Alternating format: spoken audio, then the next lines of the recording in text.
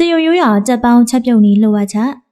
အိမ်မော်လူတွေကိုလှုပ်ရှားလို့ရပြီးတော့မိသားစုတိုင်းအကြိုက်တွေ့စေမဲ့ကြက်ပေါင်ပေါင်းလုံးနီလေးကိုတင်ဆက်ပေးသွားမှာပါဒီနီလာလေးကအသားကိုအရေရွှမ်းပြီးတော့မုံညံ့သွားစေတဲ့အပြင်အရသာလည်းအရန်ကိုရှိပါတယ်3မိနစ်လောက်ဗီဒီယိုကိုကြည့်လိုက်တာနဲ့တေချာပေါက်ကြွကြကြကြလှုပ်တတ်သွားမှာမို့အခုပဲစလိုက်ကြရအောင်ပါပထမဦးဆုံးအနေနဲ့လက်ဆက်တဲ့ကြက်ပေါင်5ခုကိုရွေးချယ်ရပါမယ်ကြက်ပေါင်ရွေးတဲ့အခါအသားကိုဖိကြည့်ပြီးတော့အနေအထားကိုစစ်ဆေးရမယ့်အချက်လေးတွေရှိပါတယ်လက်ဆက်တဲ့ကြက်ပေါင်တွေရပြီဆိုရင်တော့စားတစွန်းထည့်ပြီးတော့တေချာနေပေးပါဒါကကြက်ပေါင်မှာကန့်နေတဲ့အညစ်အကြေးတွေအမွှေးတွေကိုဖယ်ရှားပေးတဲ့အပြင်ပိုးမွားတွေကိုလည်းသိစေနိုင်ပါတယ်တေချာတက်ဆင်သွားအောင်ပုတ်တိုက်ဆေးကြောပြီးမှအသားကပို့ပြီးတော့နူးညံ့လာမှာပါအဲဒီနောက်ရေနဲ့2ကြိမ်3ကြိမ်လောက်တေချာပြောင်းဆင်သွားတဲ့အထိဆေးကြောပေးပြီးပကံလုံးအကြီးစလုံးနဲ့ထည့်ထားပါ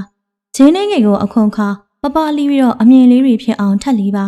ပြီးရင်တော့ပကံလေးကိုထည့်ပါကျက်တော်မိတ်ကိုလည်းအပိုင်းလေးတွေဖြတ်ပြီးတော့ဂျင်းနဲ့အတူရောထည့်ပါပြီးရင်တော့ရေမီးစစ်စုကိုကြက်ပေါင်တွေပေါ်လောင်းချပေးပါဒါကအရေကုန်မှာရှိတဲ့အညစ်အကြေးတွေကိုဖယ်ရှားပေးပြီးတော့အရေကုန်ကိုဖောင်းလာစေသလိုဘက်တီးရီးယားတွေကိုလည်းသိစေပါတယ်ဇိုးနဲ့တေချာမှွေပေးဖို့လည်းအရေးကြီးပါတယ်အဲဒီနောက်ကြက်ပေါင်တွေကိုဆယ်ယူပြီးတော့စစ်နီတုံးပေါ်မှာကန့်လန့်ပြအရာလေးတွေပြီးပါဒီလိုလုပ်ပေးခြင်းအပြင်အရသာပိုဝင်စေပါတယ်ဂျင်းနဲ့ကြက်တော်မိတ်ကိုထည့်ပါ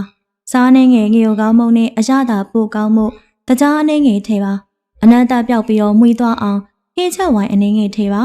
ခရူးစီပဲငတ်များ၏အနှင်းငယ်ထည့်ပြီးတော့တေချာနေပေးပါအရသာတွေကြက်သားမှကတ်နေစေဖို့ပြောင်းမှုကစီမုံအနှင်းငယ်ထည့်ပြီးတော့မိနစ်20လောက်နှက်ထားပေးပါကြက်သားနှက်ထားတော့မူလာဥနီတစ်လုံးကိုအခွန်နှွားထိတ်နှစ်ဖက်ကိုဖြတ်ပြီးတော့အဝိုင်းလေးတွေလှီးပါပြီးမှအချောင်းလေးတွေလှီးပြီးတော့နောက်ဆုံးမှာအတုံးသေးလေးတွေတုံးပါပြီးရင်တော့ပကံလေးထိတ်ထားပါအာလူအကြီးတစ်လုံးကိုလည်းအခွန်နှွားအထူကြီးတွေလှီးအချောင်းလေးတွေလှီးပြီးတော့အတုံးသေးလေးတွေထပ်တုံးပါအာလူနဲ့မုံလာဥနီတွေကိုပကံတစ်ခုလေးမှတည်တည်ကြကြဖြန့်ခင်းပါပြီးရင်တော့အပေါ်ကနေကြက်ပေါင်တွေကိုပေါင်းရလေအောင်တေချာစွာတက်ပါအင်းဒီရွက်တွေကကြက်သားကထပ်တဲ့အစီတွေကိုမျှတသွားစေပါတယ်ပေါင်းရဲရင်ရွေးစုအောင်တည်ပြီးတော့ကြက်ပေါင်ပကံကိုထည့်ပါအဖုံးအုပ်ပြီးတော့48မိနစ်ကြာအောင်ပေါင်းပါအချိန်ပြည့်လို့ဖွင့်ကြည့်လိုက်လို့ရှင်အယောင်သွေးလှပဖို့ကြက်တုံမိတ်လေးတွေဖြူးပေးလိုက်ပါပါဇက်ထဲမှာအရေးပြောသွားစေမယ့်စားတောက်ဆိုင်အဆင့်မီအရသာမျိုးကိုရရှိစေမှာပါ